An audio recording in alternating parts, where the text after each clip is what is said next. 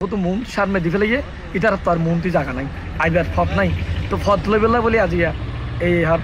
এই ঘটনা এর আগু নদী আর বুহারি সূত্র জায়গা আর বাপর মোহাম্মদ কালু সদাগরের জায়গা আছিল আর বাপে মরণের বাদ আর তিনবে ইন্ডিয়ান আর বাঘ বটুয়ারা করে লই বাদে আর ফত থেকে ফসিন সাইড তো বেগুন যাবে তো প্রায় এক জায়গা আছে আর আসন সদাগর সিরাজ সদাগরের জায়গা আছে আর পিছনে কন্ট্রাক্টর ফরিদর বেগুন যাইবে আর একবার রাস্তা কি সাইডে তো পশ্চিম সাইডে আর জায়গা 10 ফিট আজি প্রায় আর বাফে গিয়ে প্রায় 100 বছর খাজা হচ্ছে এবং যারা মালিক এই যে মুজার মিয়া পয়েন্ট তারা মুজার মিয়া গোড়া জায়গা বেশি জনে গিয়ে আড়ে মুজার মিয়া তো একখান সত্য নাই আড়ে বেগিন জায়গা বেশি গিয়ে এবং এ সাইডে তারা বেশি গিয়ে তাহলে 65 বেশি গিয়ে 60 বেশি গিয়ে আর জায়গা কি মূল এইটার আর হইনা দহল গুলি এটার ফিজুত যেহেতু মন সামনে দি ফেলে এটার তো আর মনটি জায়গা নাই আইবার ফত নাই তো ফত লই বেলা বলি আজিয়া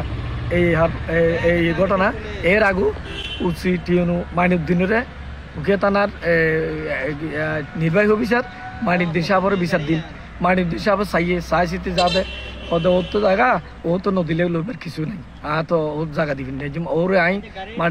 মাইনুদ্দিন সাহেব টিএনউতে মাইনুদ্দিন সাহেব আইয়ে ও রাস্তা তো জায়গা চাই গেল আর মানুষ তো পুচালে সাধারণ মানুষ পুচাল দেখো দিন এখান থেকে সাধারণ মাত্র হলে তো ওই দেওয়াল হইতে সাধারণ মাত্রা এটা হলো কে নেই এ কারণে মাইনুদ্দিন সাহেব আবার এই যে আর প্রতিপক্ষ যারা ইয়ে করে তারা দূর নিয়ে যাবো কি এখন সরকার আওয়ামী লীগ পট পরিবর্তনের কারণে এখন আইন শৃঙ্খলা নাই যার কারণে সন্ত্রাসী গত রাতে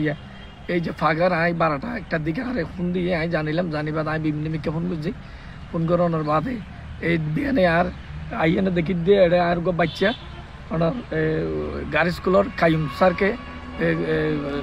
গছিয়ে দেওয়ার জন্য প্রাইভেট করার জন্য আমি চলে আসতে দেখি এই ব্যাপার গাড়ি আসতে একটা মাটির গাড়ি আর কি ব্যাপার দেখছি মাটির গাড়ি আসার পর তো সাঁতার চলে গেল তখন আমি চিন্তা করলাম এদিকে চাইতে দুঃখ এই বেলাল হালকা বেলার শালম এই খুনটা নিয়ে এবং ওইখান থেকে ফার্নিচার থেকে লুক নিয়ে আসে